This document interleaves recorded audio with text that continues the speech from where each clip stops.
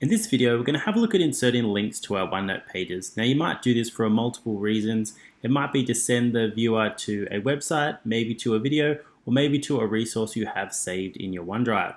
So the first one I'm going to do is a website, and I'm going to go up to the Insert button, and this time I'm going to choose Link. So you can see it brings up this little pop-up box that asks me what the address is. I'm going to create a simple one because it's quite easy.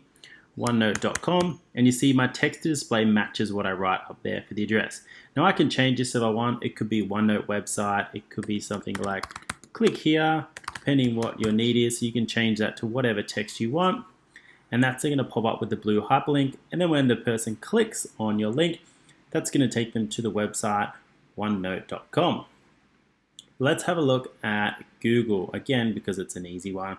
So this time we're going to do something a little bit differently. I'm just going to type in the web address, www.google.com.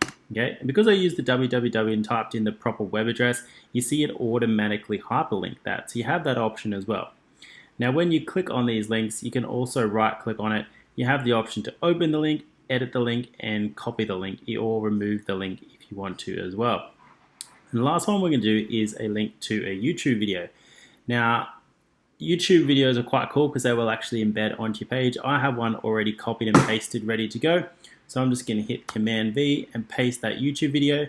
And you can see straight away, not only do I get the hyperlink of the title of that video, but I also get the actual video that will actually play into your OneNote page. Hey everybody! Now that's a really good video that you might want to go and watch sometime on your own.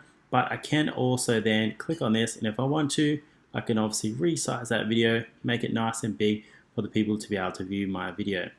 So there you go, that is inserting links on your OneNote page for Mac.